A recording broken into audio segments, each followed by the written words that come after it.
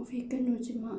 Egaa hobbiloota koo akkuma argitanii akkuma dhageessanii ijoollee sadii bakka tokkotti migeeyyiin fixee kan jedhamu mudannoon kun kan mudate Saawud Arabiyaatti yoo ta'u, egaa biyya kana keessatti illee yeroo darbee dhageessan yoo ta'e suuqii keessatti uffata jedhee ijoolleen irra ba'aniitii jiru yeroo akkanaati jechuudha.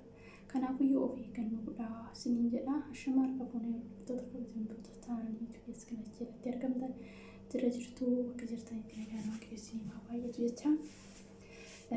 Egaa yeroo baay'ee mudannoon kun nama hin mudataa jechuudha.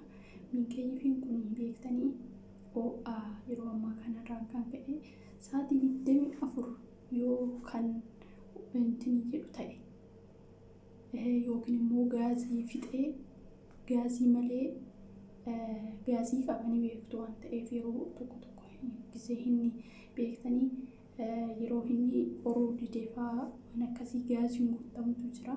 Keessaa qulqullaa'uu qaba. Inni akkasiin ta'uu taanaan yeroo baay'ee kan sararatanyaa hin qulqulleessan waan ta'eef kanaafiyyuu isaan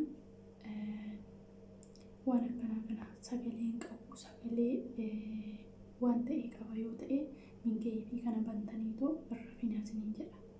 Maaliif migeeyyiin kun yeroo baay'ee adagaa balaa guddaa geessise.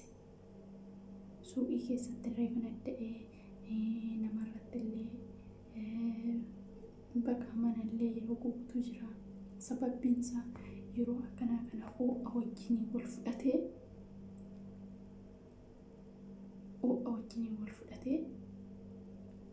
balaa namatti fida jechuudha. Balaa namarraan geessisa. Kanaafiyyuu wanti isin gochuu qabdan migeeyyiin kun sagalee biraa sagalee jijjiirama. Fakkeenyaaf migeeyyiin walii lama isaa reemootii ittiin banamu inni dhugaa dubbachuu fi inni baay'ee balaa guddaa qaba. Amma fakkeenyaaf qilleensaan jaallatu barree bantanii qilleensa alaa ho'a jechuudha. Inni ho'aan jaallatu barreen banamee gaafa qilleensi sun nam'u hin tabalaasha'a. Yeroo tabalaasha'u san sagalee isaatiin jijjiiramu. Yeroo sagalee isaa sun jijjiiramu ho'iinsi waan isa keessa galeef balaa namarraan ga'uu danda'a jechuudha. Waan kana sirriitti beekuu qabdu, barachuullee qabdu. Dhugaa dubbachuu fi namoonni hin beekne ijoolleen haaraa nama dhufanii baay'ee rakkoo cimaadha. Kanaafiyyuu migeeyyiin sun sa'aatii dheeraa banamee taa'e yoo ta'e hin dadhaba. Yeroo dadhabu sanitti ifan adda'a jechuudha. Isinii galee kanaaf sa'aatii dheeraa sa'aatii 24 oduun cufiin akkasumatti banamee oole taanaan balaa namarraan geessisuu danda'a jechuudha. Wanti kamiyyuu taanaan eenyu jedha ni beektu jechuudha. Kanaaf yeroo raftan qilleensi itti galuu hin qabu isarratti ni beektu. Warreen ijoollee addisii amma beektanii arabootatu itti himuu qabaa jechuudha. Maaliif wanti kun qilleensi yoo gale qilleensa hin jaallatu. Amma migeeyyiin kabraa aadi. Kan reemootii sun garuu migeeyyiin reemootii sun qilleensi yoo gale hin tabalaasha'arree kan qorru kunillee intini jedha jechuudha. Gaafa qilleensi alaatti gale oksijiiniin biraa hin jaallatu waan ofii isaatiif kuufaa ta'e baasuu yoo ta'e malee isinii galee. Kanaafuu barriillee kilaasii keessan barrii bantanii dhiistuu yoo ta'e qilleensi itti galee inni banaa ta'e hin tabalaasha'a. Galgalammoo waan biraa isinitti fidaa jechuudha. Kanaafuu sirriitti of eeggannoo godhaa. Rabbi balaa kana namaa oolchuu baay'ee ulfaataadha. Balaan akkanaa rabbiin balaa akkanaa namaa baasu dhugaa dubbachuuf waan qalbii miti. Kanaaf of eeggannoo godhaa. Ani amma osoo waan of eegguu ta'e baay'ee takkan sodaadha. Rabbiin immoo beektanii sodaatanii dhufu osoo hin taane namni of eegee hin danda'u. Garuu kan nama eegu waaqa. Waaqaa gaditti immoo ati immoo of eeggachuu qabda. Sii galee kan nu eegu, kan nu tiksu, kan oolchee akka hojjennu hafuura nuuf kenne Waaqa isinii galee. Kanaafiyyuu hanga ta'etti ani amma Mikeeyyii kana bakka hojjedhutti illee hamma akka wayii kanatti oo'a banii sa'aatii dheeraa hin banu anillee gubadha malee dhugaa dubbachuuf waan hin beekuuf dura waan hin beekuuf sa'aatii muraasan fayyadamaa jechuudha. Sijammar shaggaayyoo miti beektanii giddiidha malee qilleensi isaa kun qilleensa qulqulluu osoo hin taane qilleensi isaa baay'ee badaadha. Isinii galee Mikeeyyiin kun waan gaarii miti isinii galaa miti giddiidhaaf nafseedhaaf malee yaa'u baay'ee. Kanaaf of eeggachuu qabdu isiniin jedha obboloota koo. Ingitii kan namni eegu Rabbii Waaqa gaditti immoo of eeggachuun barbaachisaadha. Ingitii Rabbiin nu haa eegu nu haa tiksu. Mikeeyyii yeroo ammaa kanatti ho'arraan kan ka'e akkasumas immoo hin jira qilleensi galuudhaan kan ka'e akkasii kan yeroo baay'ee tabalaasha'u na kanaafuu of eeggachuu qabna nuti isiniin jedha. Rabbiinis nu haa eegu nu haa tiksu. Waaqa gaditti immoo kan of eeggachuu qabu nutiidha. Akkasiniin jedha obboloota koo. Rabbiinis nu haa tiksu nu haa eegu.